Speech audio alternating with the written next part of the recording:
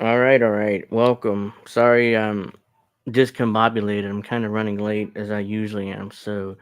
Welcome to another episode of Angel in the Afternoon. I'm your host, Angel Rivera, of course, alongside Witchy Perfect this week because Alex decided to do a wedding. Not his wedding, Not nothing his wedding. wedding. Let me make that clear. I don't think he ever intends on getting married, but but no, it's not his wedding though. It's somebody in his Yeah. family, I guess. So he couldn't be here this week.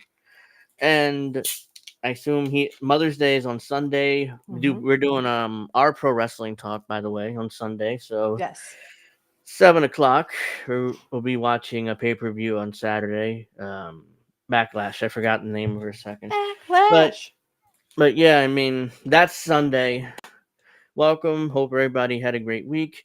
Um Again, Fred, I don't know what you're referencing with the hot wings, but I don't have them. So thank you for joining us anyways, You're on though. your own, Uh, bud. by the way, I mean, Indy let me know, but we are live on Substack as well. So Ooh.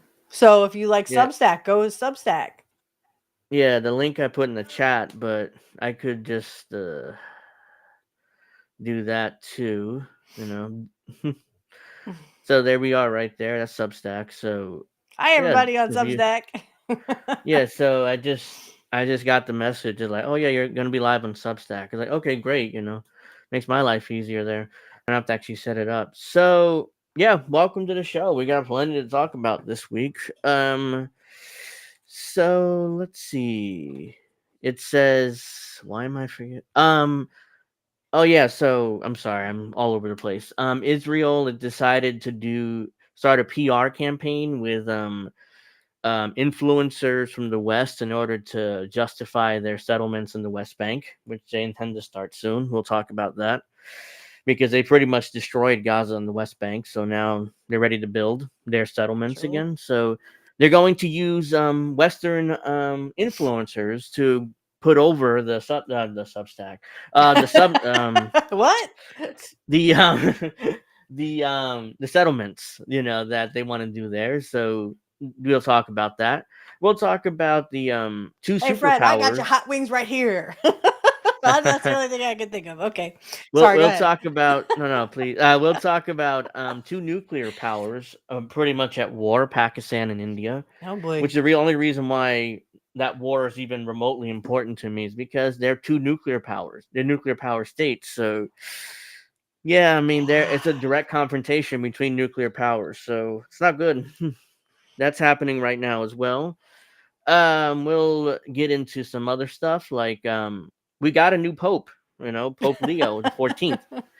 And to be fair, I think I got this wrong and you got it right. I think you said it would be an American, but I was like, there's zero chance it would be an American, so I just dismissed it. But looks like you got it right and I got it wrong. I was just keeping. I mean, it's to literally sow the seeds to keeping up with Israel. It's like the Kardashians, only it's Israel now. Keeping up with the Hmm. Israel, people. Um, I hate being right, but I am gonna gloat a little bit. I told you so. But again, this has everything to do with Israel and everything to do with hey, we're gonna suck the dick of Israel. I'm already starting, guys. We're 9 minutes in, and I'm already starting it. Yes. Yeah, so that as well. He's an American from Chicago, born and raised in Chicago. Kit talked about it on his show today, I'm sure, and what's his CM Punk's from Chicago too. So we got I multiple saw connections here. I saw those themes. They're like they had the Pope, CM Punk in the Pope outfit. Uh, I'm like, really? I don't think yeah, he would yeah, I go for saw that. that. Yeah, I saw that. It's like okay. So let's see. Let's first before we get to that, we can go here because Jacqueline says as long as his new pope doesn't shake JD Vance's hand, he should be good for a few years. As long as he sucks the dick of Israel, I don't think that's going to happen, my dear. This is all to bow down and kiss and suck the dick of Israel.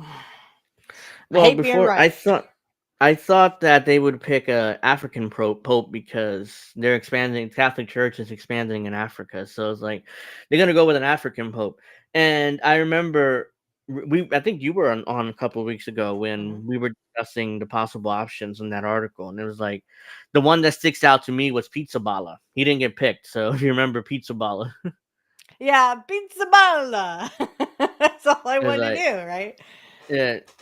So he didn't get picked. I don't remember Robert Prevost's name on there. Maybe I did, but I instantly dismissed it because he's an American.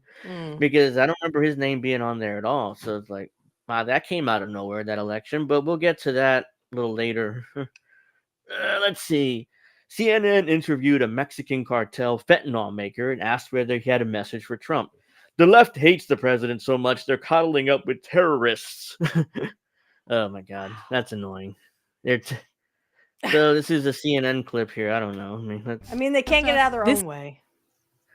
I don't know if you can see the subtitles or not. I mean, it's really small. Yeah, it's really small. So let me see. This man is talking to us on the condition we hide his identity and location. Can I pull up a chair? He says he produces fentanyl for the Sinaloa cartel. How safe or dangerous is this area to be in? En estos momentos todas las áreas son peligrosas. I mean, according to the Trump administration, you are a terrorist. I mean, the cartels have been labeled a foreign terrorist organization. What do you make of that? That they Está put fea in la business. situación, ¿verdad? Está Well, situation is fea la ugly. situación, pero pues Tenemos, tenemos que comer. we have to eat. What's your message to Donald Trump, if he's watching this? Mi respeto, él tiene que Yeah. según él. See that? If Yeah, you notice, my respect, because he's the one Yeah. looking out for us. Yeah, he made you. yeah, my honey. respect. My respect to the president, but he has to be basically. It's like watch yourself. Don't do anything that that'll make us mess with you. Because the last thing the cartels want is a full U.S. invasion of Mexico. I mean, hell, we don't want it either. I mean, it's a train wreck that would happen. We obviously don't want it, and that's the thing. This is what I'm saying. Like, literally, the rich people put these cartels in business, and they could literally take them out of business like that. Yeah. But they won't. That's what this is the con job that, they're talking to terrorists. No, they're talking to people that the rich people put in power because they like it. That's how they do it, Jackie. Según él buscar lo mejor para los suyos. He's Pero el looking out detalle for que ya his están people. los consumidores, ¿no? Problem is the consumer in the United States. Again, the he's not wrong consumers, there. yeah. I mean, it's Mr. and Mrs. America, as Kit would say. It's Mr. The people getting these drugs are Mr. and Mrs. America. Yeah, again, he's like, look, I mean, it's not our fault, I mean, there's a demand for our service, and we're providing the service, aka capitalism. That's right. That they want our service, which in this case is fentanyl or drugs in general. So we're going to provide it and make money. So that's it. That's what he's saying. He's just like, si no hubiera consumidores, pues uno le parara. If there were any consumers, we would stop. We would stop, right? Again, that's what he's saying. Yeah, he's literally calling Donald Trump out. Hey, look, if your people wouldn't be on these drugs, and you wouldn't have put us in business, guess what? We would stop. Mm-hmm. There is a lot of violence playing out on these streets here at the moment, every day, right? I mean, people are dying on a daily basis. Children are afraid to go to school. Do you have any sense of remorse over your role and your involvement in this group? The rich people? Claro que sí. Claro que sí. Sure. Pues está triste la cosa, pero pues. But they put you there. Cosa, pero. Well, that's that. Yeah, I mean, he's, there's violence in the streets of Mexico, and he's like, look, this is where we live. What do you want from me? It's like, Yeah. I mean, what he should have said is, your rich people put us in business. Your rich people are the ones that literally give us power. So if you want all the killing to stop and all the, you want children to be able to go to school in Mexico, guess what? Put us out of business. yep. So this isn't. I came across this earlier this morning. In fact, hey John, thank you for joining us. Yeah, pizza bala. So that was the one that stuck out to me. That's the one that You stuck were out just to hoping me. to see that one so you could be like, ha ha ha. Now I'm hungry for pizza, right? yeah. It's like, it's too bad it's not him, but he would have changed his name anyway, so he ended up being Pope. But yeah, and I found this morning. European capital control. Spain will introduce €150,000 penalty for failing to report cash withdrawals over €3,000 with 24 hours notice. When state authorization is required to access your money, it's no longer your money. The EU is bankrupt and trying to seize your assets. It literally. So the government's demanding citizens tell them if they're going to withdraw €3,000 or more within 24 hours, or else it's a massive fine that the Spanish people are facing there. Wait. So, Time out. Go backwards. If you wish to withdraw more than $3,000 euros. euro, excuse me, in cash, you must notify a tax agency. Why? It's our fucking money, you fucking Yeah. assholes. Yeah, that's in Spain. It's gonna end up all over Europe probably. As Snow would say, literally, this is your digital ID. This is your CBDCs coming to you live. Mm-hmm. We weren't making that stuff up, guys. If you wish to withdraw more than €3,000, you must notify your local tax agency within 24 hours or give 24 hours in advance of the withdrawal. Why? It's my money. I can do whatever the fucking hell I want with it. You must also specify the purpose of the withdrawal. Like, you That's can't none of your have fucking business.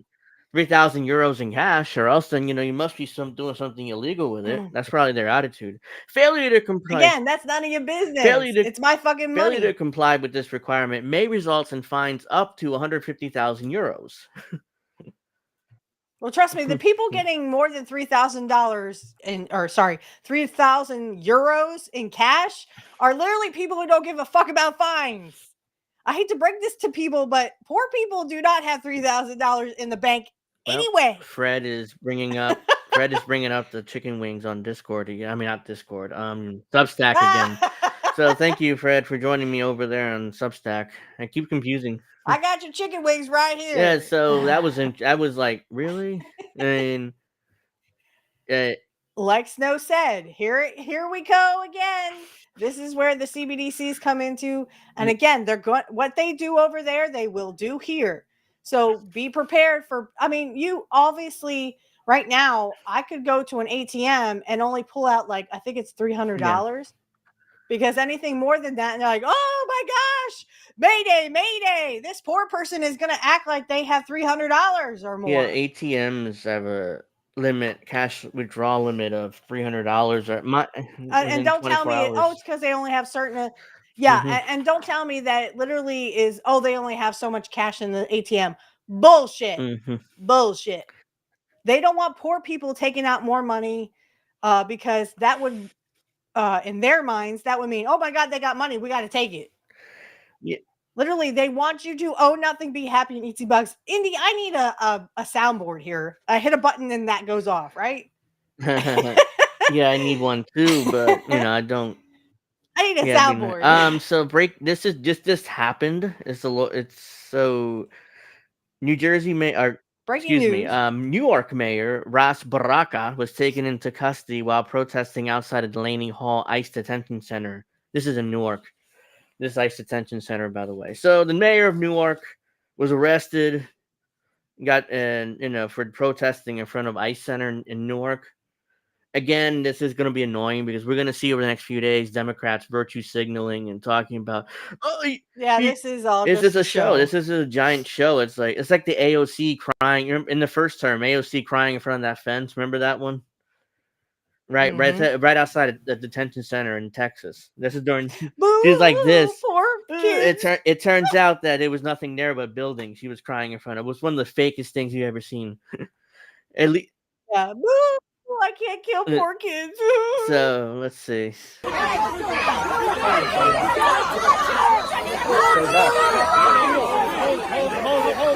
Hold it! Back up! It's my theater. I can't tell who's who. I mean, they're just chaos. Yeah, everybody. Hey, how comes the police can have masks but we can't? Yeah, it's just chaos.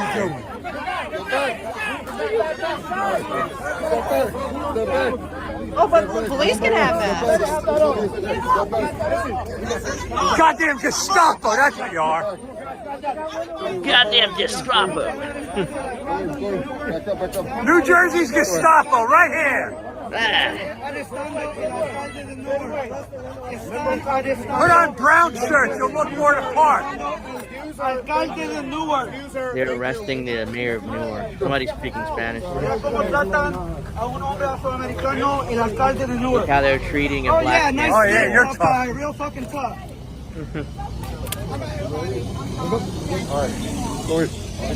Okay, you safe now, guys? Oh, you're safe now. So that's that video. I mean, no offense, but I kind of see their side of it. I mean, how, they always say, well, if you're going to do a protest, you can't show up with masks, but the police are allowed to have masks. Yeah. ICE is allowed to have masks. Isn't that funny? Yeah, I heard I go, yeah, it smells like theater. It's political theater. If it were like just a bunch of people, like a group of people, if it didn't have anything to do with the New York, whatever, however you say it, mayor, then this probably would get no press, no nothing. But I just think it's funny that ICE and the police, they literally they look like soldiers and they can hide their face, but gotta be a protester wouldn't want to hide their face, so they couldn't be identified. Yeah, because they have to be identified, by the government, so they know you're a so you're a undesirable or subversive, citizen, so they can keep track of you. Oh, you're a rebel. You protested against your government. Sure, yeah, we have a right to fucking do that. It's called the First Amendment. I'm sure that we all have files, with Homeland Security has files on all of us, so it doesn't really matter. And all I got to say to Homeland Security is, see that? Go suck a dick, guys. So this is Governor Phil Murphy, my home state, New Jersey. Is his fake outrage. Now, I am outraged of the unjust arrest of Newark Mayor Ras Baraka earlier this afternoon outside Delaney Hall in Newark. I am calling for his immediate release by federal law enforcement. Yeah, good luck with that. Over the past few months, Mayor Baraka, as well as his advocates, faith leaders, and members of our congressional delegation have protested the opening of a private immigration detention center in the city of Newark. 4 years ago, I was proud to sign a private immigration detention centers in New Jersey, and just last week, my administration was leading the fight to defend the law before the Third Circuit Court of Appeals. Mayor Baraka is an exemplary public servant who has always stood up for the most, blah, blah, blah, blah. I mean, he's released from law enforcement, blah, blah, blah. So, yeah, virtue signaling statement there from the governor. We got more Democrats I can go to, but, I'm not going to do that. There's another... It's not worth our time because these are just the virtue signaling. If it was really a real thing, trust me, these guys wouldn't be anywhere near them. So here's another... And my dad tried to say, oh, well, they're protesting to save MS-13. I went, no, they're not. They ain't saving nobody. Yeah, but first of all. So like I talked about with that, what's that guy's name? I was with Alex, though.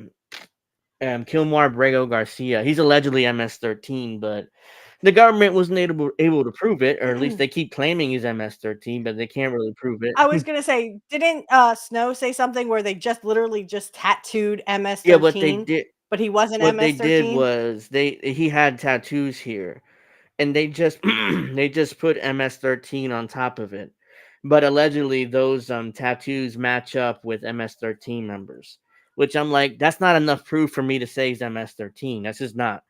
Yeah, I could say that. Well, if you have a tattoo of a skull, that means you're in the Cross and Bones skull gang or whatever. That makes no. Hey, maybe I just like skulls. Okay.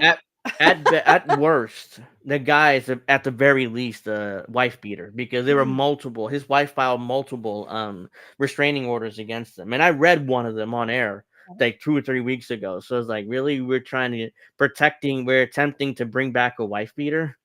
I mean, that's what he is at the very least. I'm not saying he's MS-13 or he's a human trafficker and all Right. that shit, but at the very least, he's a wife Right. beater. So I don't really care about that guy too much. But it's another angle of that video we saw earlier. I want to see whether there's anything different here. I don't know who this Baraka guy even is, and he's the mayor of Newark. So like, I'm trying to figure out. I know he's black. I'm trying to figure out who he is, but in this video, Maybe the guy in the suit, the black guy in the yeah, suit. that's my There. guess. Well, it could be the dark suit or the light suit. I'm guessing the light suit. Yes, one of those guys. It's the light suit.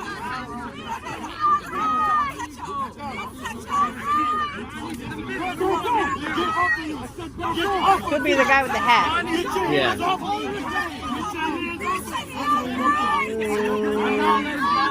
Nope, it's the guy in It the looks light like, suit. they're roughing up everybody there. So it's not just one guy they're roughing up there in particular. Well, that's what they do now at protests. Yeah. You literally get roughed up Yeah. by a bunch of thugs who we call police. So I can't Who are tell who the They're mayor. supposed to protect and serve us, but they only protect and serve the rich. Yeah, I can't tell who the mayor is from here because everybody's getting Yeah, I roughed up. Everybody's getting roughed up. He's getting shoved. That's what the cops like to do. They like to rough people up. My man right there just got shoved to the ground. Oh, there's a Fed.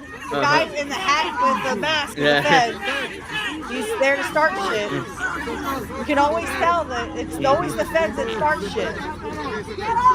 Yeah, I can't tell who this mayor is. And the goddamn Gestapo. That's the same dude from before. But yeah, I mean, I can't tell who it is. One of the black guys that are there in suits, I'm assuming.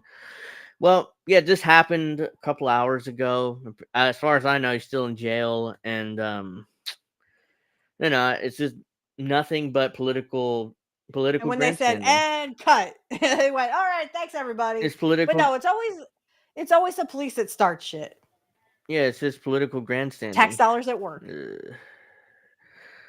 Due process matters. I'm thinking that cop and... Sorry, go ahead. Due process matters infinitely more than any impression we have of the guy, and he wasn't given any. Here's the thing with that. I mean, he was found. He was given a deportation order by 2 different immigration courts.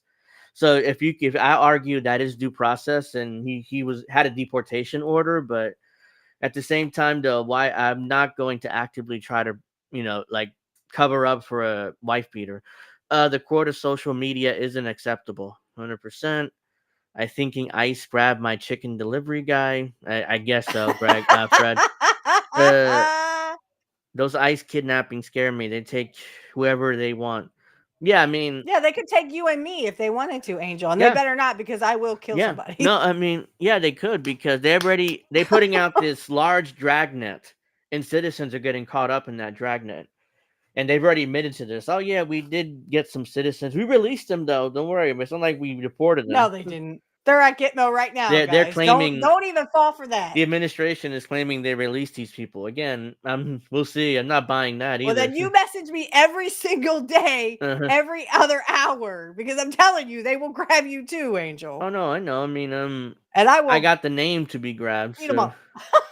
Even though I say we all go, beat them up. Even though I'm whiter than your average white person here, but I don't know how much they'll notice me. I'm not brown enough, but if they could, I guess. If they grab me, they could. So I'm gonna expose some hypocrisy here. Kevin says the time he did not receive due process. Each individual instance of arrest requires it. I mean, I argue. No, because he already had a deportation Barack order. Obama got. Yeah, well, and here's the thing, guys. Even for citizens, Barack Obama took out habeas corpus. So literally, me or Angel, they literally could just throw us in jail. They don't have to charge us with a crime. They don't have to give us a speedy trial. They don't have to do any of that now. Now they can just make up something and say, well, sorry, you were doing something. You were talking against the government, so I can just throw you in jail indefinitely. Getting kidnapped because I said so is not. I say so is not a precedent we want to set. Oh no, I totally agree with that, but that's already a precedent that's been set by the Obama administration, and Trump is just doing it he's doing it more blatantly. Trump has continued with even though the Biden administration said, "Oh no, we're gonna let these people come over the border and stuff." He's just doing it more. And that was sorry. He's just doing it more blatantly, Joe, by Trump compared to Biden or Obama. So, yeah. So let's go to some hypocrisy. This is what MAGA voted for. This is Nick Cruz here exposing Bernie Sanders' blatant hypocrisy, because Bernie Sanders called out for his hypocrisy for flying private jets while quote unquote fighting the oligarchy. Flying private jets is horrible for the environment. I think Snow is here. Bernie Hi, is polluting Snow. the environment. Simply, oh hey, yeah, Propelled. Hey Snow, I assume that's you. How you doing, man? Flying private jets is horrible for the environment. Bernie's polluting the environment simply to help raise money for Democrats. So yeah, Bernie Sanders, blatant hypocrisy here. So let's. Bernie Sanders is called out for his hypocrisy for flying around in private jets while claiming that he's fighting the oligarchy. You've gotten criticized from other people. Free Beacon says Bernie Sanders spent $221,000 on private jets fighting the oligarchy. $221,000 on private jets? Holy shit. And what happened to the he's one of them. What happens to the Bernie Sanders who flew commercial in 2016? Now all of a sudden he's like, he's sold out. That's exactly what happened. He sold out. This is the sellout Bernie Sanders. This is the I don't give a fuck about you poor people no more. Go suck a dick. No, you go suck a dick, Bernie Sanders. Fuck you, you fucking sellout. He was proud of flying commercial. Like, oh yeah, I fly commercial. My supporters fly commercial, so I fly commercial too.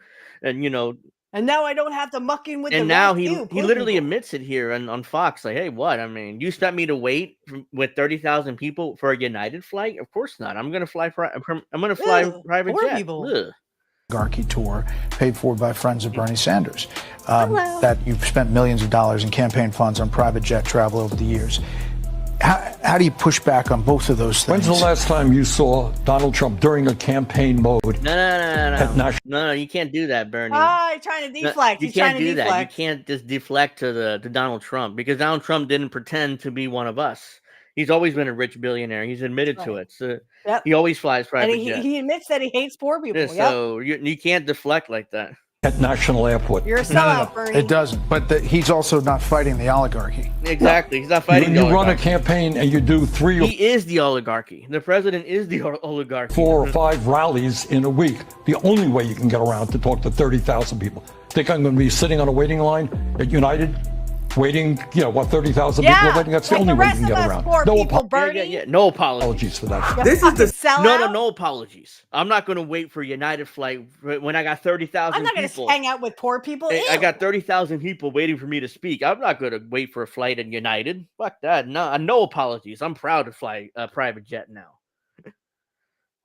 Such a fucking sellout. This is the sound of a defeated man who's not even trying to sound convincing anymore. Bernie really said that you can't expect him to wait in line like an ordinary peasant. The wild thing is that Bernie Sanders used to get praised for flying economy. Now he doesn't want to be seen around us. But what makes Bernie hypocrisy so damning is because Bernie claims he wants to fight the climate crisis, but flying in private jets is absolutely horrific for an environment, and it's one of the worst things that you can do. You guys realize that flying in a private jet is around 100 times worse. Look at that, private jet. Yes, it literally pollutes more than all of our cars combined. Of us peasants combined on this earth. Private right jet, now. super yachts, cars next, and then U.S. domestic commercial flights are the least pollutive. But Bernie, he has to have his private jet. Also, AOC is hypocritical here because she's flying in those jets with Bernie. So they're both hypocrites there. For the environment than flying commercial domestic, with it producing 2 metric tons of carbon emissions per hour. To put that in perspective, to cause 1 metric ton of carbon emissions, you will have to take your car and drive it around the world, the entire circumference of the planet Earth. In fact, the top 1% produces over 50% of the avian carbon emissions in the world. This is exactly what Bernie Sanders is contributing to. And for what? A stupid fighting the oligarchy tour, which is designed. which you can see the terms of service to here. raise money He for is the literally the Democratic oligarch now. Yeah, the terms of service, so you donate to Bernie now, has Americans living abroad may only contribute through Act Blue, which is Democratic Party, payment processor. So if you're donating to Bernie, he uses Act Blue, which means part of that money goes to the Democratic Party. So he's raising money for the party, basically, and you're thinking Party over and you're people. thinking that you're fighting the oligarchy. You donate to Bernie. My ass.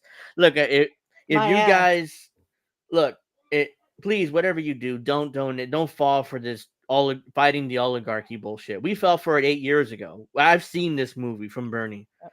I fell for it. Yeah, we've seen this. It's Yeah, a rerun. I mean, we're at that age. We've seen this movie from Bernie. If you're younger and you fall in love with Bernie, I get it. I was there 8 years ago, but I'm here to tell you now: don't fall for it. It's all bullshit. Don't give in your money to Bernie. Don't, because part of the most of that money go to the party. I mean, you're just donating to the Democratic Party if you donate to Bernie now. So, yeah, no, don't give him any more money. Don't give him your money. Nick Cruz, my man, Nick. I think there's 30 more seconds to this. Come on the show, Nick. Party? And this is not the only it thing real, that Bernie and AOC is hypocritical of. When it comes to climate, Bernie and AOC supported the Ukraine proxy war, which was horrific for the environment. Bernie Sanders and AOC wants the working class to engage in personal sacrifice, getting off that private jet thing, in order to address the climate crisis, as they fly around in private jets and vote for war that pollutes our planet. You're not going to address the climate crisis within the Democratic Party and without militant class warfare. So their supporters don't hold them accountable. So why should they? They can do whatever the fucking hell they want, and as long as they suck the dick of the rich people, hey, guess what? They get to do whatever the fucking hell they want. I mean, they won't do anything. It's just they won't do anything. It's just the same old. So in Portland recently, I mean, I'll go to this. They shut down both Walmarts that are left in Portland. So there's no more Walmarts in Portland now. So right now there's a major issue here because there's Portland is Portland is in what's called a food desert. So basically there's no way to get affordable groceries in Portland now. So yeah, and Walmart doesn't care. They just shut down both Walmarts in Portland, and it's like, oh yeah, it's not profitable. Oh, good luck getting your food now. So we're just shutting down these Walmarts. Hey, poor people, just go fucking die. I was telling people this from the beginning. You will own nothing, you will be happy, and you will eat sea bugs. People in Portland are going to be eating anything they can at this point. Yeah. You can't do anything. This is what the oligarchy is doing. Yeah, so Walmart's gone in Portland now. They left the city. Doors are closing at the only 2 Portland Walmarts, and hundreds of customers are left finding a new place to shop. Now, I spoke to customers at both locations, and they say the closing of these Walmarts will have a huge impact on their neighborhoods. It's a closure that will impact hundreds of Portlanders. Walmart is closing its only 2 Portland locations, leaving many customers who rely on the big box store unsure of where to go next. Safeway is the go-to store if I have to, but that's 3 times the prices that I would spend here. So, what are we going to do? Walmart says they're closing both. People don't have that kind of money. Yeah, they don't care. They want you to know once nothing. Walmart came out with their low prices, and people, like, okay, well, prices are cheaper here. Once they disappear, because for business reasons, they're not making a profit or whatever, they're gone, and they don't care about you or you gotta pay 2 or 3 times more for food. That's not our problem. That's your problem. Oh well, not both our problem. Portland locations that's because they were not meeting financial expectations. They closed the stores. Oops, sorry. They closed the stores because it was not meeting financial expectations. So it wasn't making enough of a profit. Wow. So they're gone, basically. They bolted from Portland. So that's what Walmart thinks about you peasants. Walmart doesn't care if you fucking die of starvation. Let's break this down just for a second. Okay. So I have a Walmart that's near me as well. I do too. I can't even afford food from Walmart. My dad goes shopping actually. Because he's the one who can afford the food. He still comes home and literally it's $150 even at Walmart. But I mean, literally you're telling poor people, okay, so instead of paying maybe like $2-3 for eggs, now go pay $14, you fucking poor people. We don't care if you Yeah, die. eggs. Really? Eggs at Walmart is at my local Walmart at least. It's $4.75 a dozen. Yeah. Okay. Well, I mean, but that at Giant, I know some of them are like 10 and $14. Yeah, that's depends on the area you're in, but yeah, my local Walmart. You know what they've done the old put everything in especially every like the necessities like the deodorant and shaving cream and razor blades and all that stuff behind glass enclosures. So now you have to wait for an employee to come with the key in order to open it up, and then they'll put it in a box and they give it to you. Then in order for you to pay, apparently, I'm guessing there's issues with stolen merchandise, but that's an absolute Right. inconvenience. And people wonder why there's a lot of shoplifting happening. Look, guys, this is a dire situation. I don't know about y'all, but like I'm at the point where I'm not making enough to survive on my own, you know, pay for an apartment, blah, blah, blah, have food for my son and me. So there's sometimes I don't eat because I would rather my son eat. And like I said, my father is the only one who can get groceries at this point, but he also is on Social Security, guys. Yeah. So it's getting dire straits where we literally need to stand up to this oligarchy. And I mean, not the fake way like Bernie Sanders wants to go suck a dick, Bernie. But all I'm saying is we need to start standing up to these rich people and saying, look, we're not going to take this anymore. We're mad as hell and we're not going to take it anymore. We're not going to eat sea bugs, motherfuckers. We're actually going to eat real food and stop poisoning it. If you believe anything RFK Jr. said, you're a sucker. I'll be straight. RFK Jr. does not want you healthy. I'll be straight up. In order for us to eat, I mean, we go to like 2 or 3 different food pantries every month because we don't have enough money to survive the month. So, food pantry, food pantry. And we go to at least 2 or 3 every month in order to have enough food in order to get through the month. That's what I'm going through. Right. And I'm trying right now there is a charity, it's like right down the street from us. It's called CrossNet. It's a Christian organization, but they give you food that's free because you can't support yourself. So, or I could ask for food stamps, though. With my dad in the house, I'd probably make too much money. But I am the head of my household because I'm the one who protects my son. My dad does not, I mean, he does, but he doesn't, he's not responsible for me and my son. Though my dad would, you know, jump out a window if he had to for me. He would make sure that I ate before he would. And see, that's the thing. People are coming to that conclusion now. People are learning that, you know, this is not your parents, this is not your grandparents' world anymore. This is literally dog eat dog, and the rich are winning. Yeah, John's food pantries can sometimes provide surprisingly decent food. Yeah, they're really good. Yeah, because a lot of these stores do, they donate to food pantries. So whenever a food says it passes the sell by date, they'll give away to food pantries, even though they're still good to eat. But you know, at least somebody's getting that food. I mean, that's kind of nice thing they're doing there. But well, and it's and with the pantry, at least, you know, sorry. With this pantry, you're also getting food that you don't have to eat sea bugs, and you don't have to hurt other poor people because you're not eating. You know, that's not your fault that you can't live, you know, within your means. It's literally rich people taking money from you and saying, oh, go fuck yourself. No, go fuck yourself, stupid. This is not what, you know, the rich people are not smarter than us. They are not more hardworking than us. They're just smart enough to exploit their workers. That's all this is. And we need to fight back. I do.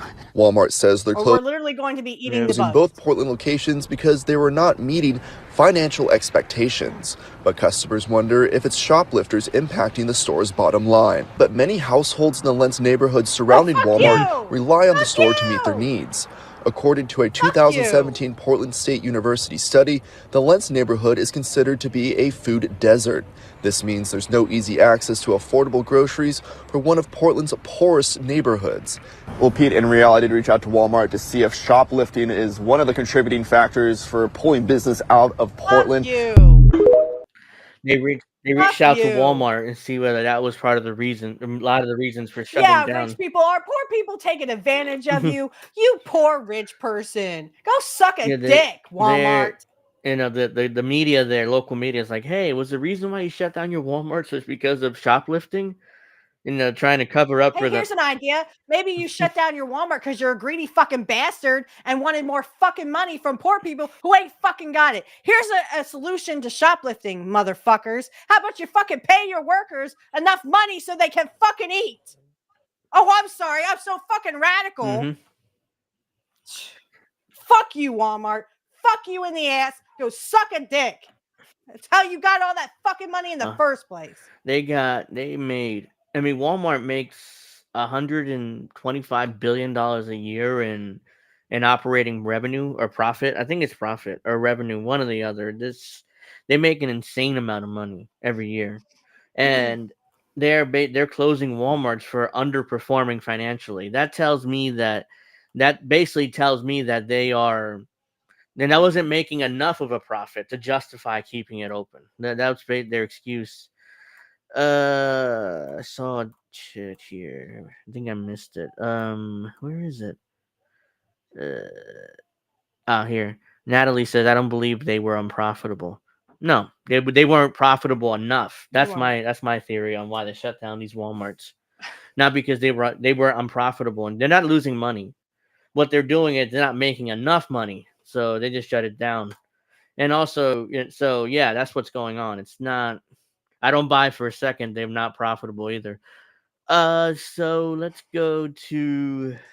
Hi, Kai. I'm sorry. I really feel for because I'm one of those people struggling, and they could shut down our Walmart just the same. And then what are we going to do? We have to go to Giant and pay a lot more, and we cannot afford that. Yeah, So what do poor people do? They just go hungry because they can't fucking afford it. And my heart is with them because we are literally in the same boat. Or I have to drive an hour out of my way to a Walmart in Pennsylvania in order to. Or they shut down my local Walmart here. So yeah, that's what's going on. For the same reason. Because they already locked up most of the essentials. I'm guessing because it's shoplifting. And I'm like, really? Do I have to really go through this inconvenience of this? They want this, so no, it's just bullshit. So yeah, we got plenty of time. Let's get to the new Pope for reasons, because he's the first American Pope ever elected, and that caught me like, what, an American? And he's from Chicago too, so I'm sure there are plenty of memes of this Pope and like Chicago like sports memorabilia and Chicago. I think somebody put I can't play it here, but somebody when the Pope was walking up, they put Cult of Personality on it like over it. It's like, oh, come on, guys. I mean, Cult of Person. I get it. I mean, CM Punk's from Chicago, but still, I mean, it's like that's pretty funny.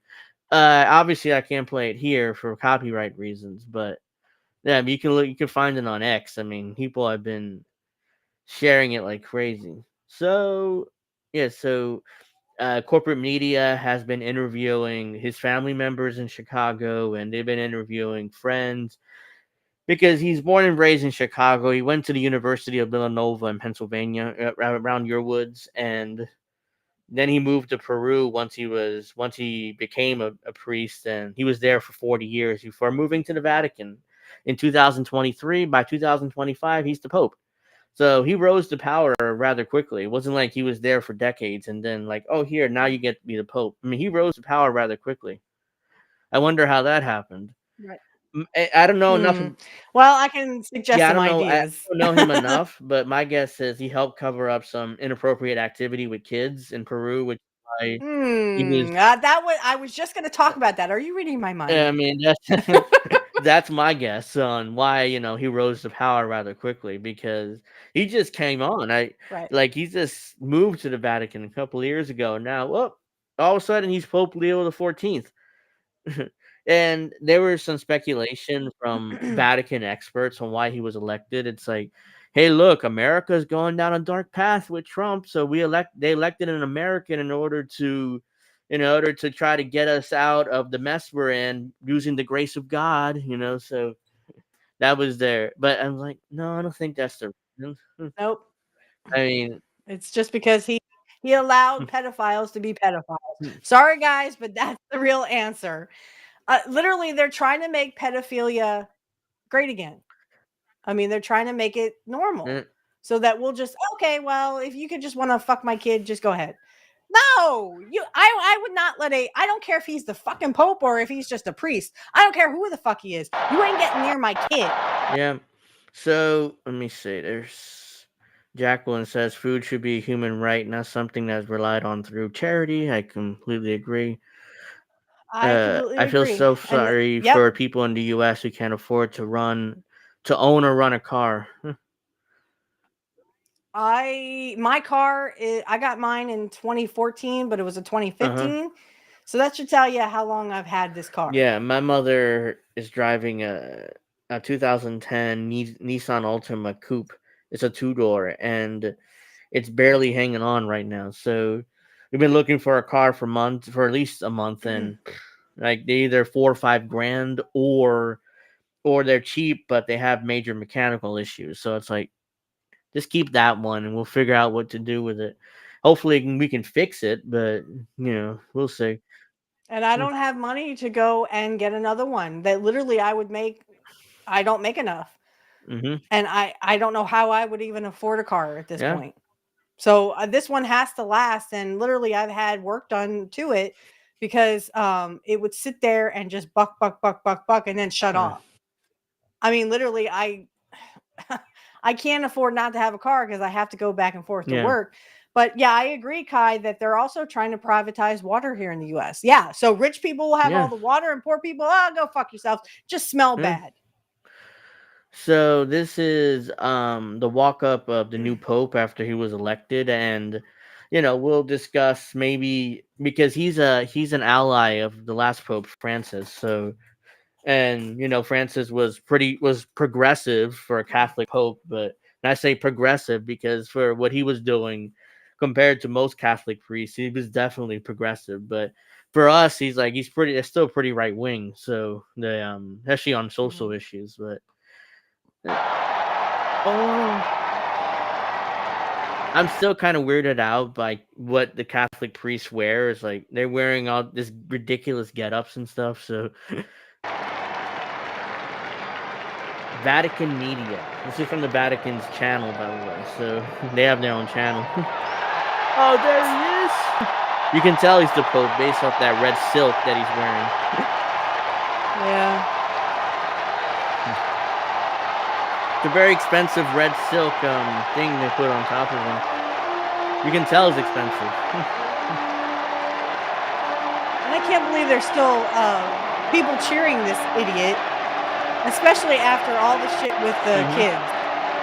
But people are going to be people, so they're going to worship stupid people who literally fuck them in the ass. There's over 1.5 billion Muslims, Catholics. Woo, what? There's over 1.5 billion Catholics around the world. So this is the largest religion in the world by far. So, and shame on you.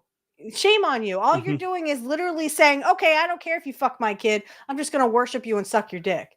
No, guys, come on. This is archaic. This is a dumb religion. It's based off of nothing.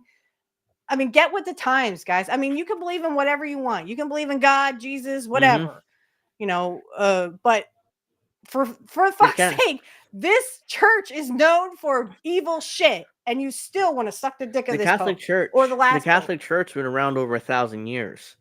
Pope Leo is the 267th Pope. 260. The correct way to say is 267th successor to Saint Joseph. He's the first Pope. So there's 267th successor to Saint Joseph. It's like, okay, he's the first Pope, so that's how the way they announce it. But it's like, ugh. Look, I want to see these people. Look at them; they're crying and stuff.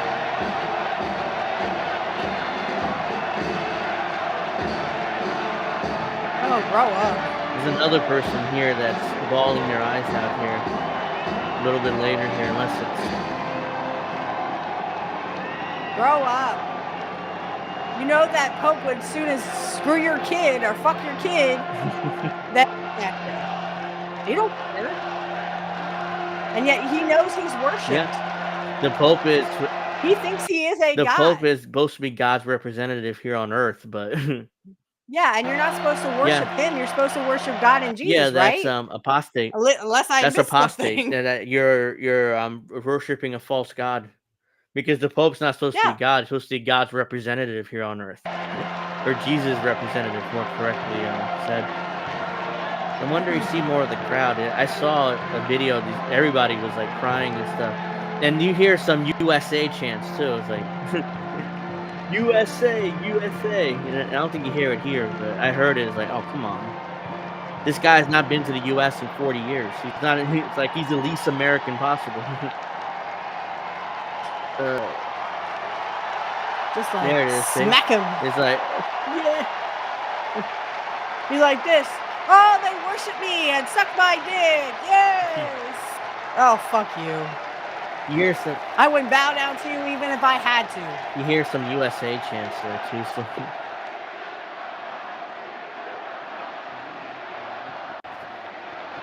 See, he's crying too, even though it's not. He's not bawling his eyes out. Oh, go suck a dick, dude. Yeah. So. Yeah, John, it is. Blessed be to John, because I know he's with my clan. Look, I don't care personally. I don't care what you guys believe. I don't either. Or if what you believe in. But worshiping a guy that has been literally anointed by a bunch of other guys in dresses, and literally they have been, it's over 1,000 years the Catholic Church has been in power, and they are evil. They are evil people doing evil shit. Let's not sugarcoat this. This is evil people doing evil shit. These are the kind of people that burnt my people back in the day because we did not want to convert. Yes, it's think about that. Literally true. I mean, the Catholics started the witch trials. Yeah, the witch trials in Salem, and they started, and what they did to in Europe, they started all those witch burnings and witch hangings, and what they did to homosexuals and to the LGBT, whatever. That's a modern thing, but homosexuals and stuff like that. I mean, they've committed crimes against humanity in ways that not even most countries. For over 1,000 not years. even most countries. And there's right, and there's still people out there that the Pope doesn't give a fuck about you. Nobody does. You got to stand up for yourself. All right, so these are some of the Pope's. Pope Leo stands on key issues from climate change to LGBTQ plus rights and to U.S. politics. Here's the interesting part about the U.S. politics part. He's voted in every election since 2008 from Peru. So, and both Democrats or Republicans are trying to claim him as their own. Like Republicans are like, well, he's he's socially conservative, so he's on our side. Democrats are like, no, I mean, he criticized J.D. Vance and Donald Trump. He must be on our side on Twitter. It's like he's not on either of your side. How about he's on his own side and he sticks up for Israel? He has been for Israel this entire time. So this whole genocide in Gaza that Trump is pretending that he gives a fuck about now, literally doesn't give a fuck, by the way. Literally, this Pope has been on the side of Israel. So literally, they picked this Pope, like I said, from the beginning to sew up that Israel support. Pope Leo the 14th. I almost said the 16th. I confused that. Pope Leo the 14th has already made history as the first ever American-born Pope to lead the Roman Catholic Church. But how he might shape the institution. Robert Francis Prevost was elected on Thursday after I can tell you that a 2-day conclave succeeded the late Pope Francis, a progressive pontiff who was known for his commitment to social justice. While Pope Leo is considered a centrist, he shares some of his predecessors' views, including those about the environment and outreach to migrants. Public media under threat. I don't care, NPR, we under threat or not. Pendle. Yeah, you're right, Jackie. There was Pendle. There was witch burnings and witch trials all over Europe, especially England. Yeah, and it started by the Roman Catholic Church. I mean, they're the most powerful organization until very recently. And all they had to do was get a false confession from you by torturing you with the rack, and as long as you stretch people, people would, when you are torturing someone, they will literally tell you anything you want to hear to make it stop. This is why they don't use torture, in a court of law, because again, they'll say anything. Yeah. Leo was also notable for being the first Augustinian friar to lead the church. The Order of St. Augustine, which dates back to 1244, says it has 2,800 members throughout 47 countries. Its three core values are truth, unity, and love. Okay. And so, Leo the 14th has been formed those fundamental values. The Reverend Robert Hagen, prior provincial of the province of St. Thomas of Villanova University, he told NPR. Francis spoke a lot about synodality, to listen. I think Pope Leo XIV is someone who's willing to listen and to the voices in the margins. Leo's public comments on social media dating back years help paint a picture of his stance on certain issues.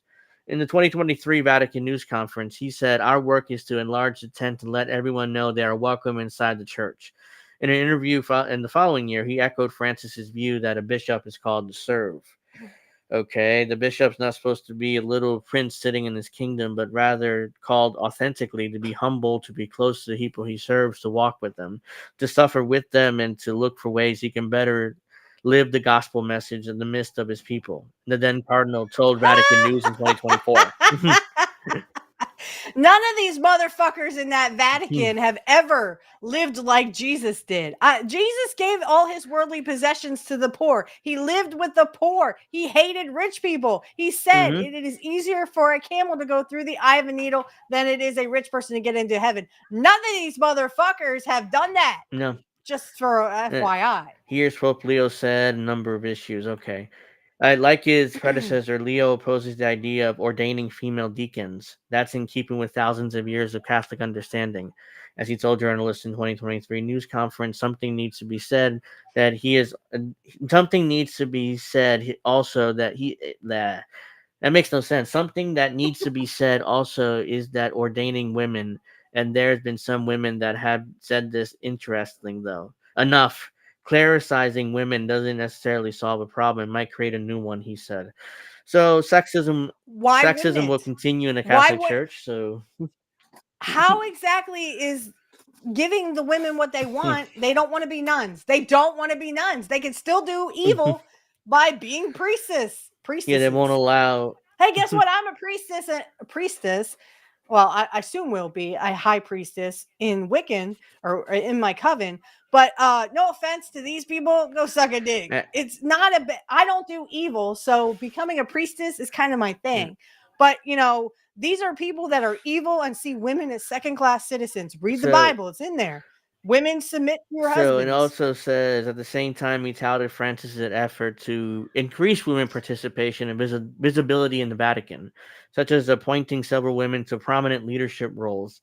In fact, Francis tasked the now Pope with overseeing one of the most revolutionary reforms, adding 3 women to the office that vets bishop nominations in 2022. So women get to pick. I mean, I don't know what that. They get to pick bishops and stuff like that, but they can't be priestesses themselves. They can't. But they can pick them themselves. They have to be nuns. They can pick men to do the job. So that's not much of a reform. Correct me if I'm wrong, but doesn't it say in the Bible that Jesus actually told 3 women after he was resurrected? He told 3 women, go out, and literally that's Jesus made them priestesses. Yeah, but go out and spread the word of my life. Yeah, but then St. Peter came along. Is like, oh no, I mean, we're not going to let women do that, obviously, right? So, yeah, so I'm going to become the first pope, and we'll kick these women to the curb. I don't care what Jesus actually said. So, yeah, exactly. That's that's how Catholics view women. Hello. Wow, Jesus came to, after he was resurrected. Again, stop me when I'm lying. Jesus came to 3 women and said, go tell about my life story to everyone. Spread the word about my life. And they did that. And then they said, nah, St. Peter was like, nah, I'm going to become the first pope of the Catholic Church, and these women, they can get fucked, basically. Let's get to LGBTQ plus Catholics. While Francis was known for his efforts to make the church more open to members of the LGBTQ plus community, famously asking who am I to judge, Leo may not follow in his footsteps. In the 2012 address, Leo expressed concern that Western culture promotes erroneous sympathy for beliefs and practices that are at odds with the gospel, specifically referring to abortion and the homosexual lifestyle and alternative family compromise of same-sex partners and their adopted children. So he's pro-life. He's against homosexuals, and he's against same-sex couples adopting children. So he might not follow in Francis's footsteps there. So he's all I got to say is suck a dick. That is none of your concern. First of all, I don't see I guess I don't see this, but I have neighbors that are gay. So, and I'm going to be in their wedding. So yes, I don't get two consenting adults want to be married. I don't understand what the fucking, what does it have anything to do with the fucking Pope? I'm sorry. Maybe I don't see it that way, but what does two consenting adults wanting to be married in front of what God? What does that have to fucking do with the price of eggs in China? Yeah. Okay. Stop me when I'm lying. Jesus said nothing about homosexuality. The Bible did, because I guess they were sick of guys sleeping with other guys and fucking them in the ass. What is the fucking concern here? Let people live their lives. Stop getting in my bedroom, because I'm not gay myself. But again, two gay people does not bother me. It does not make me gay. I am straight, and I'm going to stay straight. I have a husband. I submit to him because I want to, so not because I have to. During his eight-year tenure as bishop in the Peruvian city of Chiclayo, he opposed the government plan to add teachings on genders in school. So gender studies he's against. So he's much more socially conservative. So expect more, here we go. Expect more conservative Catholic Church stuff from him. Leo, who's from Chicago, voted in Republican primary elections in 2012, 2014, 2016, and most recently in the 2024 general election, according to voting records obtained by Politico. Illinois voters don't register as members of political parties, so he's listed as undeclared, and it's not clear who he voted for. Obviously, the ballot's secret, so if he doesn't tell you who he voted for, then you're not going to know. Occasional tweets and retweets on Leo's X account may hold more clues to his political views. Motorcycle. His most recent retweet was critical of the Trump administration's partnership with El Salvador to deport immigrants without legal status, quoting a bishop who asked, "Is your conscience not disturbed? How can you stay quiet?" And I agree with this one only because my forgive me, but when I was a Christian, I actually did read the Bible, and it says always treat the sojourner like you would treat family. So the sojourner is the immigrant. So in this one, he is standing up for his values of treat the immigrants as you want to be treated. Not this bullshit. Hey, let's exploit the immigrants and then send them back because we like to do in February, he posted two op-eds disagreeing with Vice President Vance's February comments on the Christian hierarchy of love, which were widely criticized, including by Pope Francis. One of Leo's tweets repeated the headline, "J.D. Vance is wrong. Jesus did not ask us to rank our love for others." I missed this. I didn't even know this happened, but J.D. Vance is an idiot. Where in the Bible does it say you have to rank your love others? for It's like, no, he's an idiot. I mean, that I don't. If I so yeah. Well, I know they treat the oxen better than fucking women. So I mean, your wife was just property, but your oxen, hey, they were higher than women, for fuck's sake. I mean, they're animals and stuff. Leo is against the death penalty, obviously supporting vaccination during COVID-19 pandemic, but yet he's pro-life and retweeting prayers for George Floyd after he was murdered by a police officer in 2020. So he seems to have some conservative views. Well, that was exploited. Yeah, exactly, and some left-wing views here. So especially on migrants and stuff. Online sleuths have dug up older tweets on his feed that criticized the first Trump administration, including its family separation policy, efforts to repeal deferred action for childhood rivals, DACA, and Trump's bad hombres rhetoric. Right. So, well, like I said, he's he's a living. mix. He's remembering that part of the Bible that says, That's it. "Treat the sojourner as if they were family." So treat Yeah. the immigrant as better than you treat your family. He's friends with basically. Shumley. Are you talking about the Jewish guy, right? The one who sells the dildos? Pastor, His daughter. yeah. Rabbi Shmuley. That's it. Yeah, he's friends with Shmuley. Yeah, Shmuley, that's what yeah. he's talking about, Sean. Yeah, the one who fucks his own daughter with her sex he toys. sells. He has a dildo business with his own daughter. I'm like, if I'm going to open a business with my Yeah, that's a child, it's little not going to creepy. be a dildo business, a sex toy business. I mean, that's I weird. well, I mean, when you fuck your own daughter, he kind of admitted it. He took his daughter on vacation, not his wife, his That's daughter. weird, yeah. There's something going on there. He no wonder him and Trump get along Yeah. so well because they both fuck their daughters. All right, so let's see. Ew. That was. But there could two consenting adults. Yeah. They never said that. I mean, hell, in the Bible, the story of Lot is literally where his daughters get him drunk and then get pregnant Yeah. by him. No, literally, that. You can't make this shit up. It's in the fucking Bible. Yeah. At the time, the excuse was Look, I love my dad not that much. the all right? excuse was, well, we Cool. need to repopulate the earth, and we're the only ones left, so let's just get him drunk and. And they also did that to keep the bloodlines Yeah. pure. Because, oh my gosh, you can't let rabid poor people in here. No. So this is a story that I came across on antiwar.com. By the way, great website. If you haven't checked it out for your news because it's great. Israel launches PR initiative to boost global legitimization of the West Bank settlements.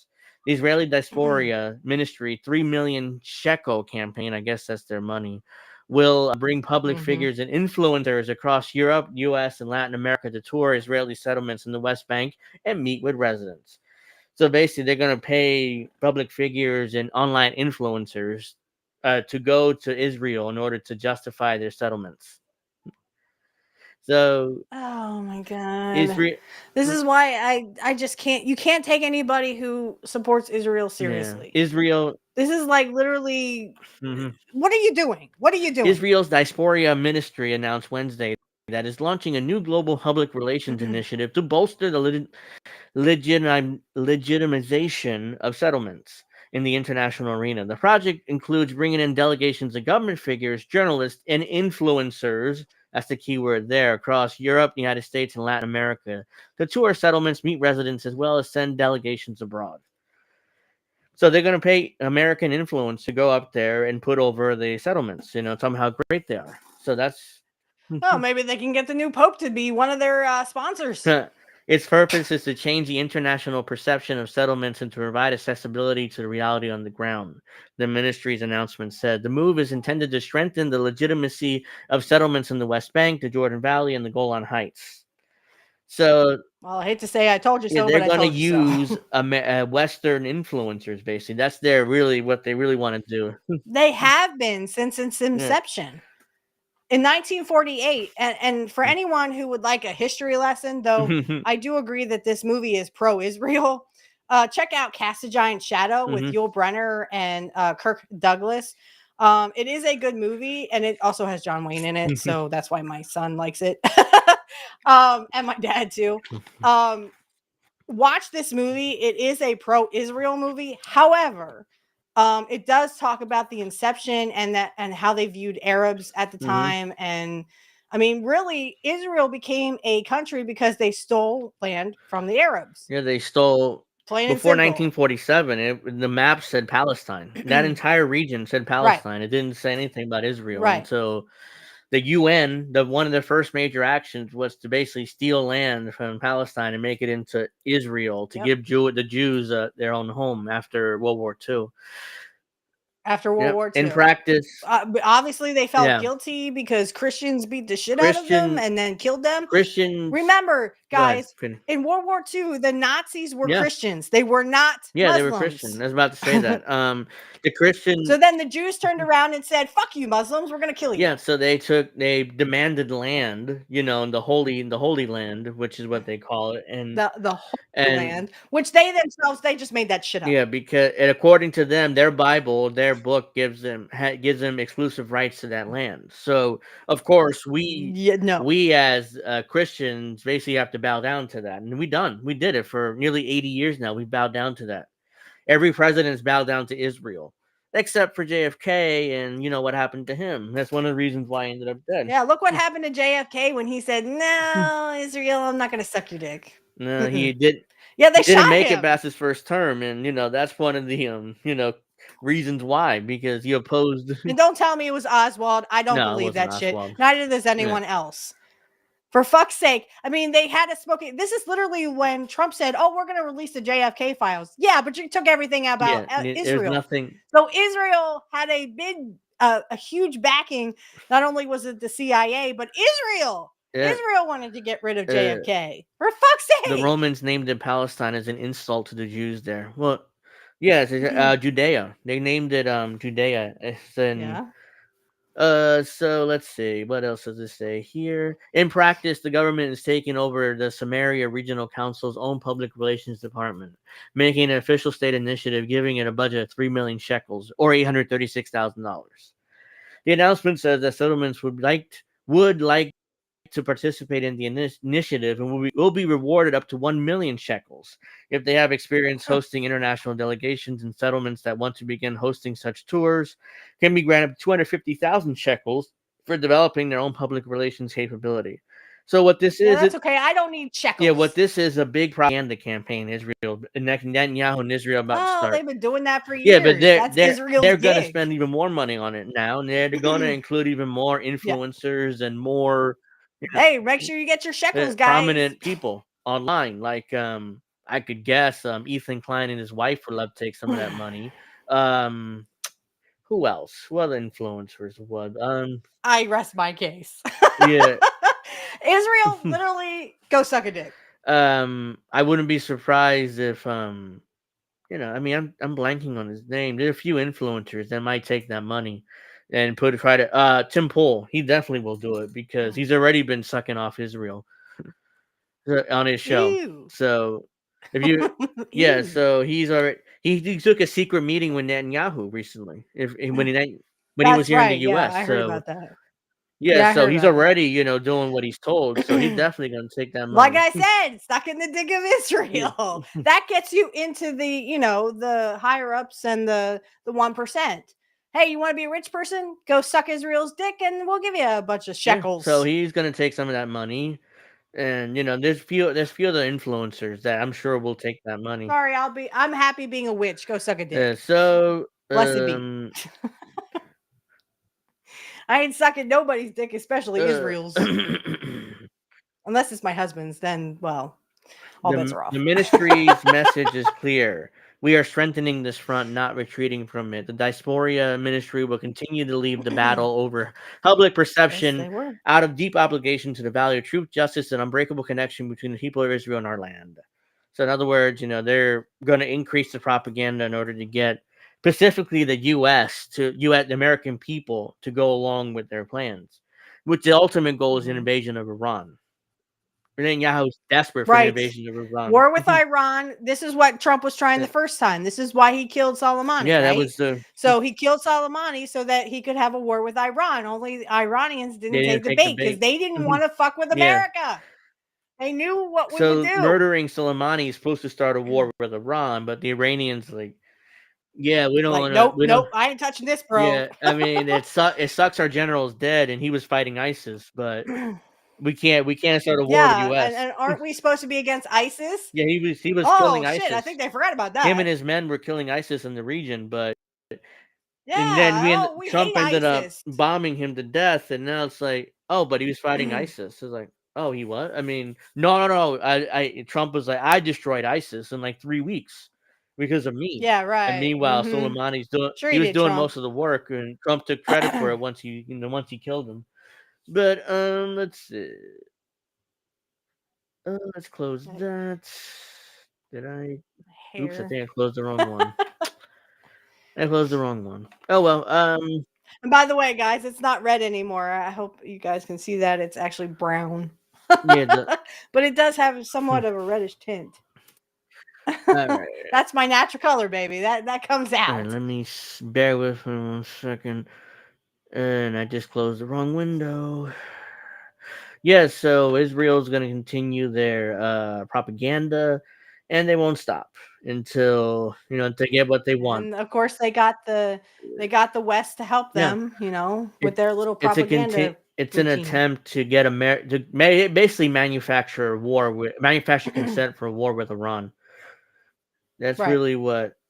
Which has been Trump's ultimate goal, along with Israel. Yep, that's. Oh, and did you see that stupid bullshit? Oh, Trump is gonna kill his. He's gonna end his relationship with Netanyahu. I went, "Oh, go suck a dick." No, he No. isn't. He will be there sucking his dick until this The reason is over. why until the end of The his reason why they thing. say that, they claim that, is because Trump was mad at Netanyahu about something. I don't remember what it was, but it was not even a big deal. I mean, so it was. I'm sure. He'll say, "Oh, I'm sorry, Netanyahu. I was on my period that day. I'll come suck your dick." Come on, guys, don't believe it. So this is If it sounds too good to be true, it is. Israel's controversial aid plan for Gaza revealed in a new document. Document sets out how Hithregio, unknown organization set to administer Israel's controversial humanitarian plan, will operate. Who's behind it? So the organization set to administer Israel's controversial plan to take control of the humanitarian aid distribution in Gaza will use private contractors to secure hubs where Palestinians will receive 1,750 calorie meals that will cost donors little more than $1 each. Details on the Gaza Humanitarian Foundation strategy for Gaza are laid out in a 14-page document circulating amongst aid organizations working in Gaza and seen by Middle East Eye. So basically, Israel's stealing all the aid, and they're starting an organization in order to give out the aid themselves instead of letting the UN do it, other organizations. So right now, I guarantee you what's going on. Israel's taking most of it for themselves and going to give a tiny bit to the Palestinians. Like, hey, what are you talking about? We're giving something to them, but we took most of it. We're giving them scraps. I mean, you can't say we're evil people. We're giving them scraps. So they've been taking all the aid that the world's been giving to Palestinians. They put it in one room and basically started an organization to give it out to them instead of letting like the UN or organizations like that give out aid. Is like, no, we're gonna give it out. Trust us. We'll give them all the aid. Yeah, just take most of this shit for ourselves and give them scraps. That's what this is. Like, this is total bullshit here. I don't buy this for a second. Hey, so let's see what else. Earlier this week, Amnesty Switzerland raised concerns that, based on the information available, GHF could be risking contributing to international crimes throughout its service. The Israeli operation appears to be underway. Israel's security cabinet approved the plan on Sunday, with satellite evidence emerging on Wednesday, suggesting that works have already begun to build the humanitarian hubs which aid will be distributed. So they're going to build humanitarian hubs where the aid will be distributed. The aid that they have left. Kai, two great minds, Kai. I was thinking that too. I was probably poisoning their rations. I was thinking that, not saying it. Kai says probably poisoning the Palestinian rations. I mean, yeah, I would not thinking be the same surprised. thing. I just I would didn't not want to be say surprised. I mean, I am not going to challenge it at all. It's like, I mean, the way that the Zionists in Israel look down on Palestinians like they're animals. So, I mean, you got to take out the animals, right? It's like mice. You have mice in your house. What do? You put down poison, or you put down traps in order to get rid of them, or you buy a cat. Yeah, I mean, they're literally acting like the Palestinians are mice, and they want to get rid of them. So how do you get rid of them? You poison them. According to the document, the foundation says it's offering a new operating model, blaming aid diversion, active combat, and restricted access as reasons why millions of civilians have left without food, water, and other supplies. So they're blaming basically Hamas, and they don't say it here, but that's basically what active combat restricted. Israel propped up Hamas. Netanyahu in particular did. Does not specify the blockades on aid that Israel's put in place, including over the past 2 months, that have led to the enclave's population to the brink of mass starvation. Have you seen those pictures, especially of kids? I mean, oh, it's just brutal. It's brutal to look through. I can't look at them because I'm a mother myself. And with Mother's Day right around the corner, you know, my son said what he wishes for for me is, that he wants to help me do the dishes and stuff. Look, guys, as a mother, and I can speak on this because I am a mother, seeing these images on X, it really makes me want to cry. So I'm sorry, I can't watch them. Yeah. Or I literally would be in my son's room every other minute going, I love you, baby. Yeah, it's brutal to see the pictures and the other stuff. Last week I talked about a video that came out where after Israel bombed a neighborhood in Palestine or the Gaza Strip, whatever, the kids were like completely blown apart, and you see everything. Oh, I couldn't look at that. And the thing is, like, hear me now, quote me later, as Kyle Kuklinski used to say. But hear me now, quote me later, guys. Here's what's going to happen. They're going to do the same thing to our kids. The same thing they're doing to Gaza kids, they're going to do to our kids. And I will die first before they do that shit to my son. Any parent would, I'm sure. Instead, it says Hamas and criminal organizations have intercepted, attacks, and resold aid, and that Israeli domestic security concerns and political pressure limit Gaza's access and drive risk-averse policy towards humanitarian organizations. So, of course, they're going to blaming Hamas for stealing the aid and selling it.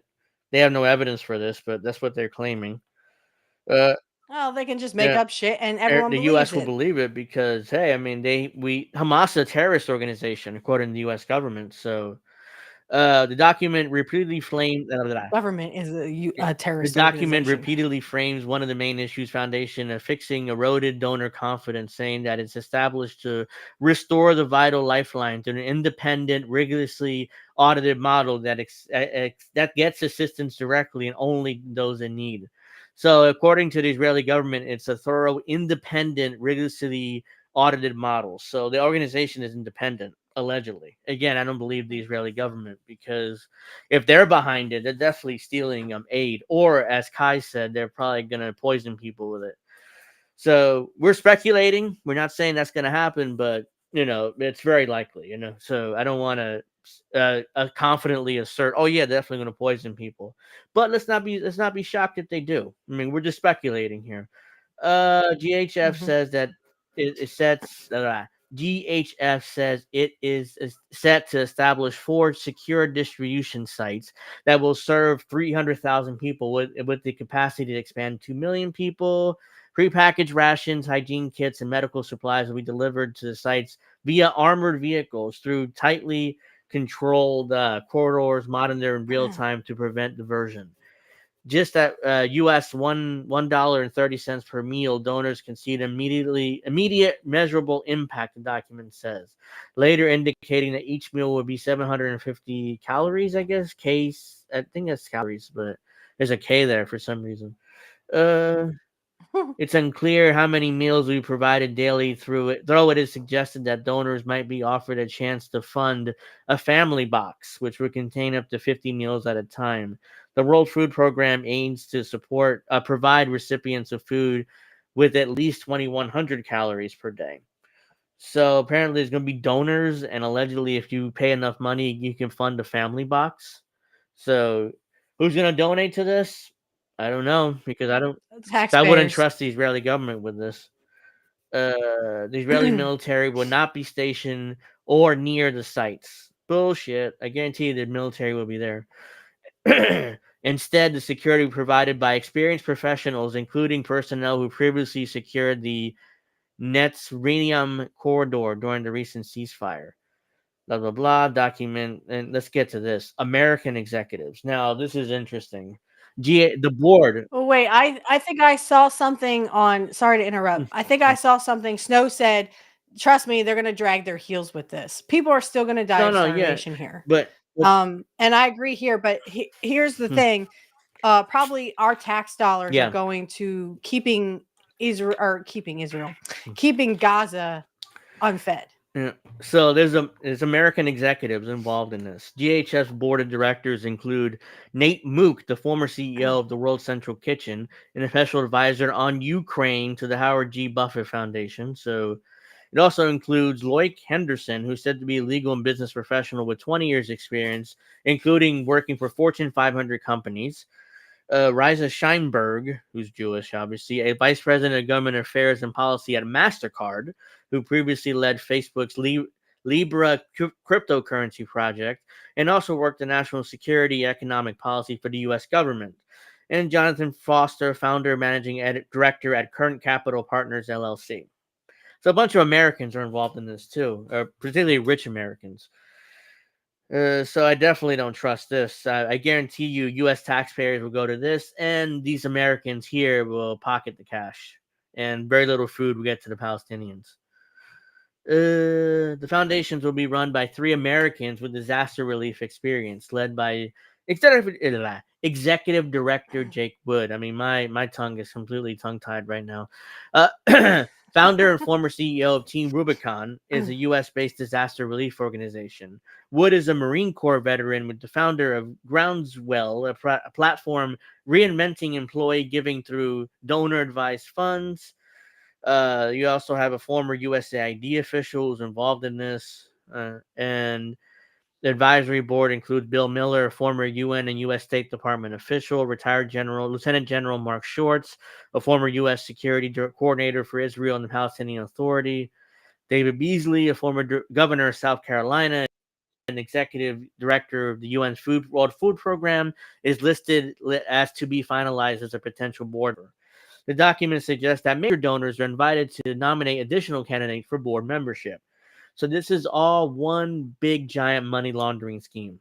There's a bunch of Americans here involved, and there's a lot of money going to roll through here. That organization. And guess who? Literally, guess who is going to suffer?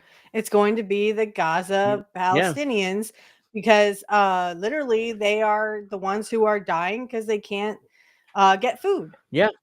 This is literally, MasterCard is involved again, in this. like I said, with Snow, with seeing what Snow wrote the other day. I don't know if Snow is still in the comment section, but Snow had a very good thing to say about this, and it's true. It's very true that literally this is what's going to happen. They're going to drag their heels and say, "Oh well, Hamas, which Israel propped up in the first place. They gave them money and then made them the bad guy. This is like a wrestling skit. Yeah. Oh, Hamas, I can't beat Hamas. This is literally just bullshit. So, this is all just bullshit, and it's bad. They're claiming every dollar is going to be traceable. The document focused on repeatedly how GHF will be transparent, saying that it's secured banking with the U.S.-based Treese Bank and J.P. Morgan Chase. Real-time monitoring and beneficiary feedback loop and public dashboard, so every dollar is traceable and verifiable. It says. Sure, it is. So Right into their JP pockets. Morgan Chase is involved. Truist Bank is involved. More American organizations.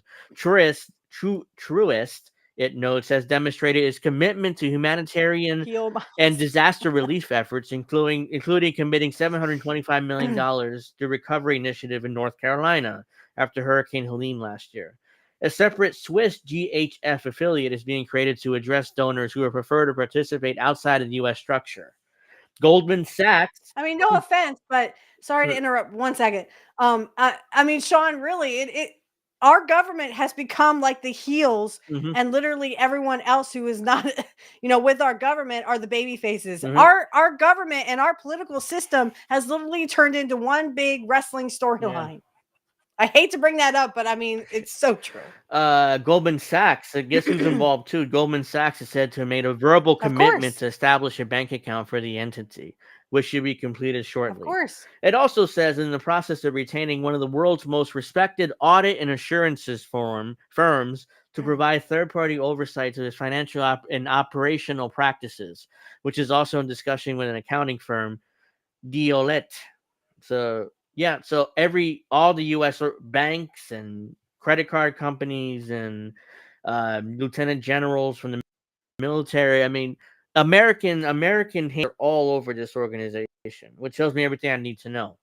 they're gonna take taxpayer money, funnel it to this organization, and money launder it, and then put it in their bank accounts. And it's like, well, I mean, we gave some aid. There's some aid for the Palestinians. Yes, What are you yes, talking and about? yes.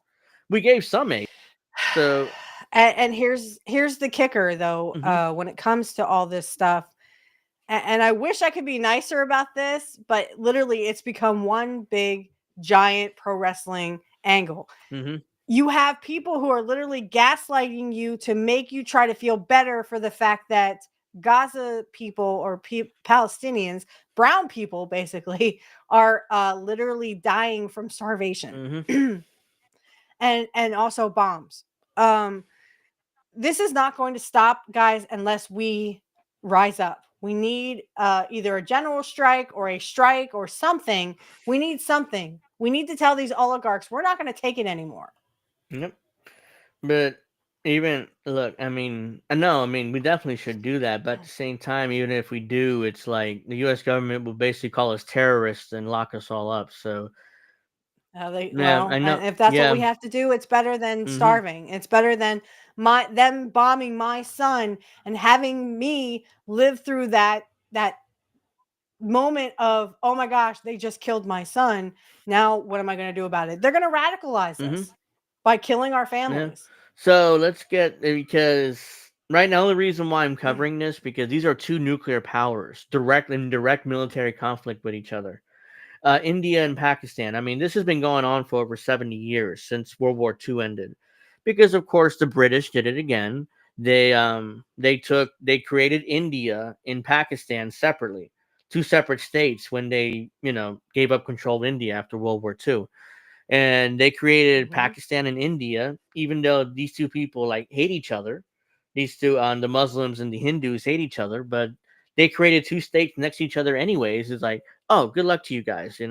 What's the worst that can happen? It's like when they dropped the Middle East, like they in World War I, they promised the Muslims their own state, like this giant parcel of land for them, just for one leader and one Arab state.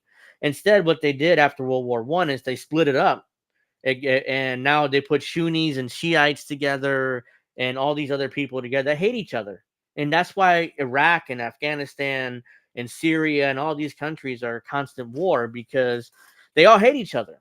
And the establishment, the UN doesn't fix this by saying, okay, well, let's give the Sunnis their own state, the Shiites their own state, and the Hindus their own state, so they're not fighting each other constantly.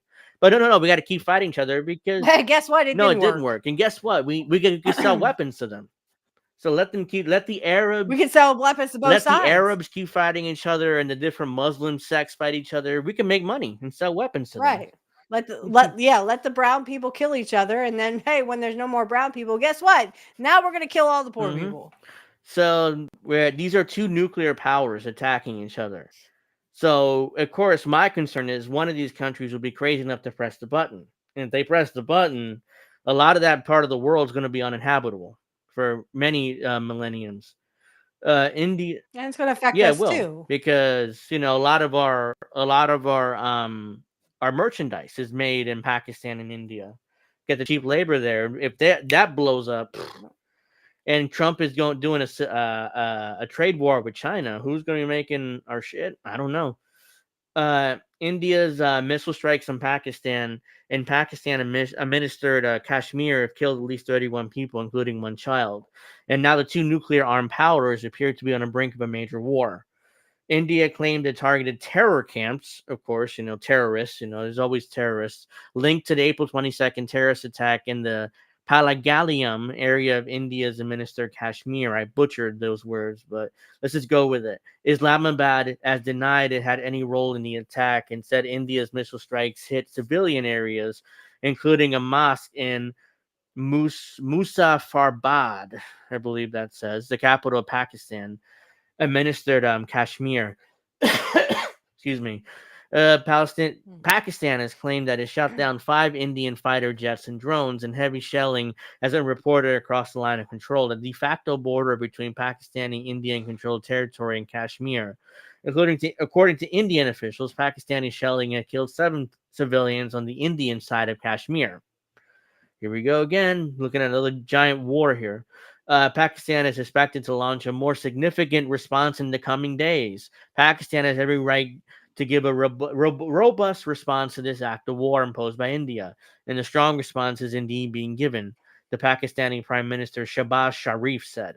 Pakistani Defense Minister Khawaja Asif warned that the risk of nuclear escalation.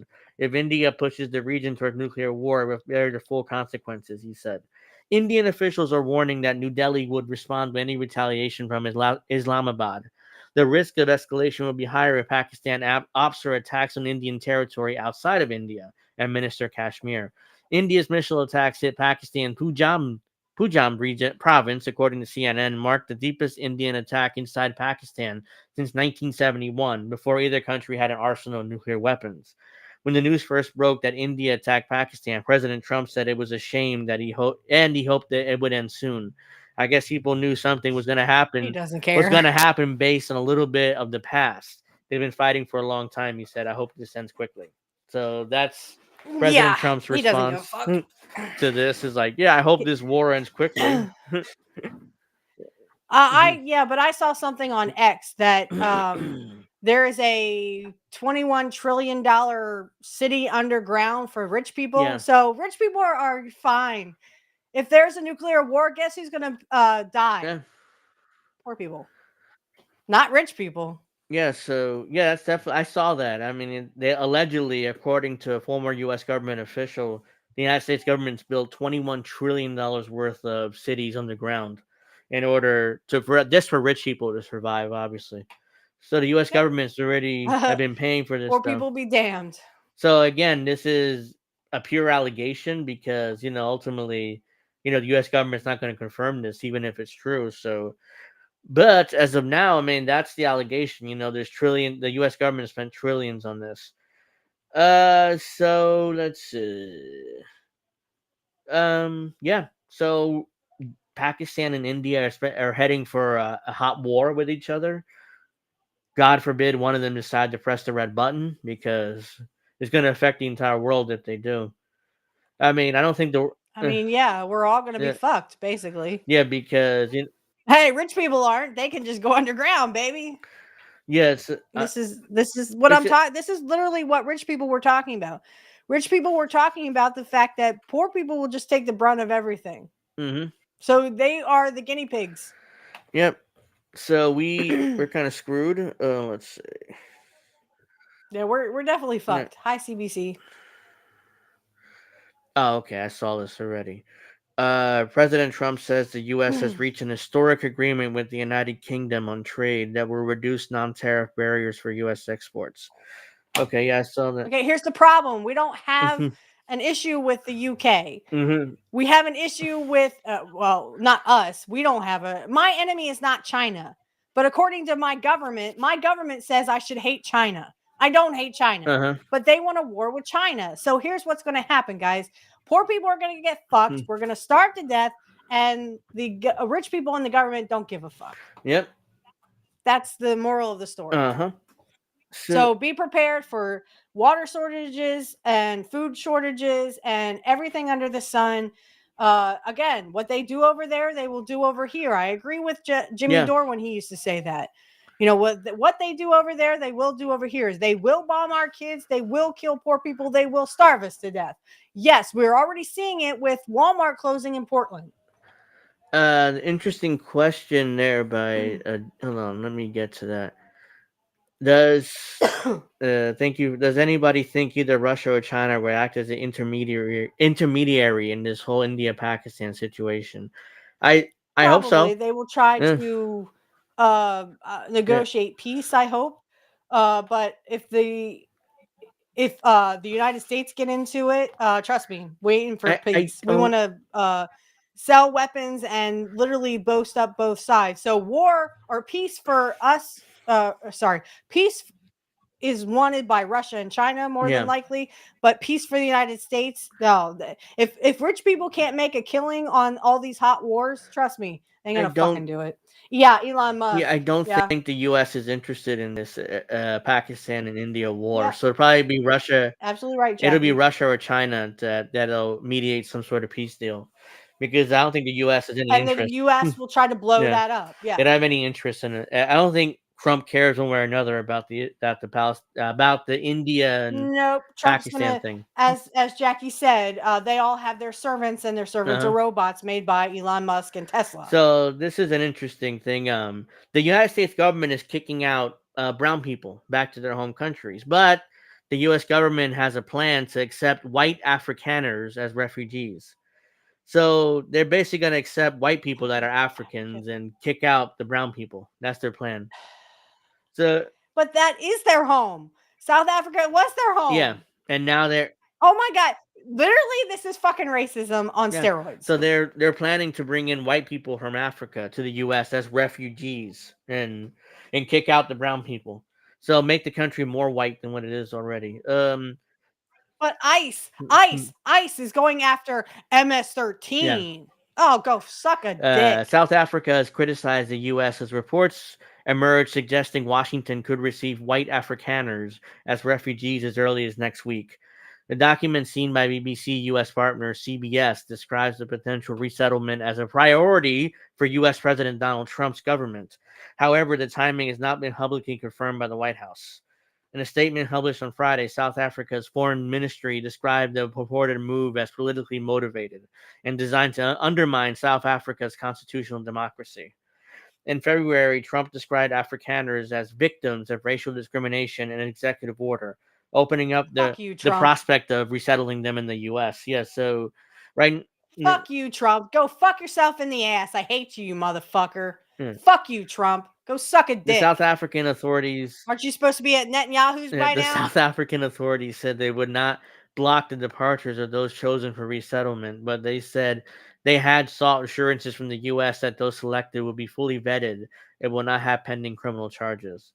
The statement added that the allegations of discrimination against the country's white minority were unfounded, that the crime statistics do not indicate any racial group have been targeted for violent crime on farms. Some groups representing the rights of white farmers said they are being deliberately killed because of their race. Fuck you.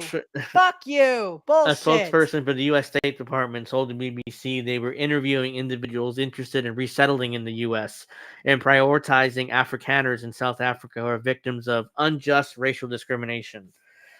By the way, the U.S. government has not proven any of this. I mean, these are all just allegations, and the South African government is denying it. So I definitely don't believe the U.S. though. So. Yeah, here's what happened, guys. Here's what happened. White people moved to South Africa, fucked it up for the brown people and the black people, and said, okay, we're out of here. Fuck you. And there's a white minority still there, but, allegedly they're being killed and stuff by the black majority. My ass cheeks are being killed. I say allegedly because I don't believe the U.S. government. Yeah, I know. I'm not yelling at you. I would never yell at you, Angel. The Trump administration has also accused South Africa of seizing land from white farmers without compensation, something Pretoria was repeatedly denied. Elon Musk, the top advisor in the Trump administration, who grew up in South Africa during apartheid, has been critical of Pretoria, claiming that it's leading a genocide against white farmers. So Elon Musk is opening his mouth, claiming there's a genocide against white people in South Africa. No, Elon Musk, there's a genocide against black and brown people, and you are a fucking asshole who's portraying it. Or remember, Elon Musk lived in South Africa during apartheid, so... Yeah, Elon Musk is also the richest man in the world who likes to suck dick. And he likes to have other people suck his dick. So, Elon Musk, go fuck yourself, okay? The U.S. officials have planned a press conference press event on Monday at Dulles Airport in Virginia to welcome the group, the document seen by CBS show. According to U.S. media, 54 Afrikaners will arrive as part of the first group. A decision to accept South Africans as refugees come as the Trump administration has halted nearly all migrant asylum claims. So they've stopped all migrant asylum claims. But meanwhile, they're accepting a bunch of white Africans from South Africa to the U.S. Like, welcome to the U.S. We love you guys. Oh, the brown people, we get to kick them by all the out. way, fuck you, Bill Gates, too. Fuck Bill Gates too. The decision to accept South African refugees. Okay, I read that already. In February, South Africa criticized Trump's executive order opening the U.S. up to resettlement of white Afrikaners, saying in a statement that it's ironic the U.S. is open to accepting a group that remains among the most economically privileged, while denying vulnerable people their other parts of the world asylum. Trust me, these white Africans, or whatever they're fucking called, literally are rich. They are rich. Yeah, they are living off of the land and making the brown and black people their fucking slaves, guys. Yeah. Jesus Christ. That's what they're doing. I mean, they're accepting the wealthy white Africans in the U.S. and, acting like they're victims of the majority black government, even though they literally did that to the white minority dominated the black majority for decades and decades with apartheid. And the only reason why that stopped because the rest of the world did BDS against South Africa, which the government finally collapsed. Oh, by the way, we can't do that with Israel. It's literally illegal to try BDS on Israel. So, well, we tried. It's literally illegal. But here's the thing. Rich people will tell you anything. Oh, we're being killed. Oh, be sad for us. We're the victims. Go suck a dick. You're the richest motherfuckers in the fucking world, and you're acting like you're the fucking victims. Go suck a dick. Seriously. Go suck a dick. Yeah. Isn't that how you got rich in the first place? You know what? If Indy's in the chat, I have an idea. I mean, we should come out with a t-shirt. I need a soundboard, Indy. We should come up with a t-shirt that says "Go suck a dick" and have like Witchy's face on it. Yes. I mean, not literally, like maybe censor dick, but put like a chicken, like a cock there, a chicken cock or something. or a little eggplant. Yeah, so something like that. We should come out with a t-shirt like that. I'm just a suggestion, so if you Trump administration mulling an end to habeas corpus, legal right to challenge one detention. Actually, that's already been taken away by the Obama administration. Yeah, that was taken by the Obama, but Trump is literally saying, I'm not going to put it back. Yeah. Fuck you. Top White House advisor Stephen Miller announces the potential move, which the U.S. has only made in 4 times in history. The Trump administration considering suspending the writ of habeas corpus, the legal's right to challenge one detention. That's right, Sean. Stephen Miller said on Friday, the Constitution is clear, and that, of course, the supreme law of the land, the privilege of the writ of habeas corpus could be suspended in time of invasion. What invasion? You're talking about the brown people coming to the country? That's what they're saying. That's what they're saying. That's what the invasion is. With the migrants. That they're calling that an invasion to justify all their deportations and policies. Boogie. Be scared of black and brown people. Boogie. So that's an option we're actively looking at. A lot of it depends on whether the courts do the right thing or not, Miller told a group of reporters at the White House. So if the courts rule against us, we're just going to stop habeas corpus and deport all the illegals anyways. The U.S. Constitution says the privilege of writ of habeas corpus shall not be suspended unless, in case of rebellion or invasion, the public safety may require it. The writ of habeas corpus has been suspended 4 times in U.S. history, most notably by Abraham Lincoln during the Civil War. It also suspended the efforts during the fight to Ku Klux Klan in the 19th century in South Carolina, in the Philippines in 1905 after Pearl Harbor. Suspending habeas corpus would be an extremely aggressive move that would dramatically escalate the Trump administration's efforts to attack the rule of law in American courts, as it's trying to deport people without giving them a chance to challenge the basis of their removals. Wait a minute. Time out.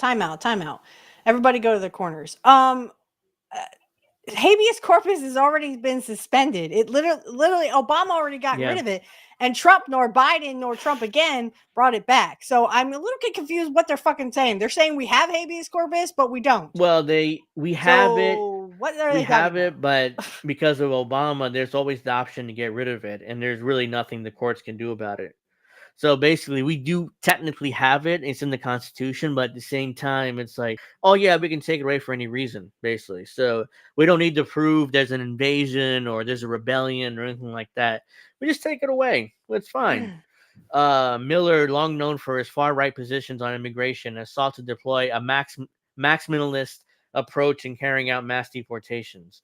The U.S. government has already produced little evidence to justify immigrant deportations. In some cases has sought to remove students in the United States legally remove students in the United States legally for expressing their views, specifically support for Palestinians. Yeah, they've arrested. I rest my case. They arrested Mahmoud Khalil and all these other people who were fighting Palestinians. Well, and I rest my case. I mean, this is literally. But first of all, they're not going to do too many mass deportations because guess what? Cheap labor. And that's what I mean. Whenever they make an ICE raid, guess what?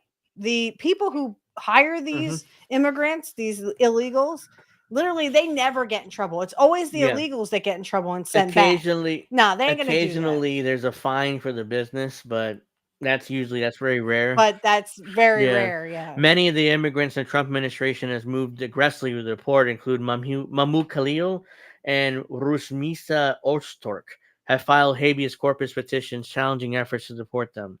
The administration try saying that 5 times fast. The administration has already attempted to deport people without due process by invoking the Alien Enemies Act, the 18th century law that allows the president to do so in a time of war. What war? I mean, we have so many wars, we have so many bombings right now that they always use that justification. The Trump administration has justified its actions by arguing that the U.S. is under invasion by Tren de Aragua, a Venezuelan gang. Multiple judges have rejected the idea that the United States is under invasion and tried to halt the removals. But while courts have tried to stop the administration's efforts to unlawfully deport people, Trump has attacked judges for ruling against him, in some cases openly defied the court. So, yeah, that's the next step. I mean, Stephen Miller's openly talking about, oh, yeah, let's just get rid of habeas corpus. I mean, it'll be fine. We don't have to actually, produce. Habeas corpus literally means produce the body or produce the person in Latin. So they don't have to produce the person. It's like, this is deport them. Sorry. They can even do that to U.S. citizens, and they have. Yeah. People who were here legally. They don't care. Yeah, Mahmoud Khalil and the other girl they have visas. They're legal students in the U.S. They don't care. They don't care. Yeah. Trump is trying to turn the U.S. into a pariah nation. I think we're already there, my dear. I think we're already past that, done that, been there. Natalie said, "Oh yeah, Obama nuked habeas corpus." No, they did. Yeah, he did. That's what I'm saying. He did, and they act like, oh well, Trump brought it back. No, he didn't. Trump could literally Trump and the U.S. government could literally have people knock on my door right now and say, "We're taking you into custody." Well, what's my charge? We don't have to tell you that, and they can literally hold me indefinitely. Yeah, it's another thing Obama did. I mean, basically, it allows the U.S. government to hold any U.S. citizen indefinitely. Yep. And they don't have to charge us with a crime. Yep, they don't. So thanks, Obama. This is where that would come in. Yeah, so Burkina. I'm glad you brought up Burkina Faso because their leader is, being vilified by the U.S. because apparently he's trying to give his people, like they already built like public housing, free housing for their citizens. They opened up like 3 different buildings already, and they're building more. You can't do that. You have to have capitalism. And they're building more under the military dictatorship. They're calling it the U.S., but the military does run the country, But yeah, the That's what I'm saying. You can't give free anything to your citizens because you have to have capitalism. You have to fuck over poor people. Like how dare poor people think they get shit for free? Mm-hmm. You animals. So I just wanted to show this before we wrap up here. So yeah, Ibrahim Traoré, he's the one running Burkina Faso right now, and the article claims inside the digital cult glorifying Burkina Faso's military leader. So they're calling it a cult. The people that are supporting him, they're calling it a cult. And Traoré seized power in September 2022 amid escalating jihadist violence, mounting public anger at French influence. He's since styled himself as a revolutionary anti-imperialist, cutting ties with France, aligning more closely with Russia, which is not allowed if the West doesn't allow you to tie yourself to Russia. Look what happened to Ukraine. Ukraine tried to tie itself to Russia, and we immediately had a coup. And now in the next 10 years, look at what's going on there now. So yeah, I would like to read this whole article, but unfortunately, I just saw it now, and it's 9 o'clock. So maybe we'll get to it next week. In fact, let me do that. Let me favorite it. But yeah, I mean, basically, as Misty says, we're fucked. Yeah, we're definitely Yeah. fucked. We're fucked for those in UK. Yeah, you guys know my sentiment. I mean, literally, this has become the oligarchy. We are a fascist oligarchy. We are not a democratic republic. We haven't been for many, many, many years. And I agree, Natalie. Yes, you just disappear now. They can disappear. They did you. it to my. They They don't did have it to to kill Mahmoud you. Khalil. They disappeared him to Louisiana, and he's supposed to be in New Jersey. He's like, where is this guy? His lawyer's looking for him. His family is like, oh, we sent him to Louisiana, and they returned him to New Jersey recently, but he was in Louisiana. They were trying to send him to a red state so a judge can rule to deport him quicker, but they got caught. So now they brought him back, but that's what they're trying to do. The mainstream media didn't cover it. Most folks don't even know. No, they don't know habeas corpus doesn't exist. And in fact, they know it now because the media is kind of covering it now because Stephen Miller said it. They're trying to end habeas corpus, but they're not in. Before that, most people didn't know that Obama ended it because the media didn't cover it. It wasn't a big deal. It was like because they were all at Yeah. brunch. You know, their guy was in the White House and they were all that at should have been brunch. huge news. It was obvious that MSM were under a gag order, or they were just Yeah. covering up for the Obama administration. Everybody loved Obama, so it's like let's just cover up from them. Right, and they were at Yeah. brunch. So yeah, I want to thank everybody for watching. I want to thank Witchy for joining me this week. I assume Alex will be back next week because you're always welcome to come on the show if you can. So if you want to come on next week, that's perfectly fine with me. If you can't, that's perfectly fine. We'll have Alex back next week, my expectation at least. And yeah, please make sure you like, make sure you subscribe. As CBC Yeah, says, just remember, suck a dick. So we might. That's my catchphrase, Yeah. baby. I need a soundboard. Yeah, man. you might be seeing some merch like that soon. So if Indy heard that, Yay! it's the merch. I'm not in the merch department, but if I were, I probably would come out with a shirt like that. All right, so That'd be an awesome shirt, guys. Right? Am I right? So yeah, I want to thank everybody for watching. Make sure you like and subscribe. Pro Wrestling Talk will be on Sunday instead of tomorrow because Sunday. we're watching the pay-per-view Backlash Right. tomorrow. So Backlash. And we'll also talk about the Dark Side of the Ring, Billy Jack Haynes, because I have a lot to say about that that's stuff. something we'll get to too after the review. There's only 4 matches on that pay-per-view for some reason. I know. I thought there would be at least a Yeah, couple but they only more, have 4. But we were sorely missing.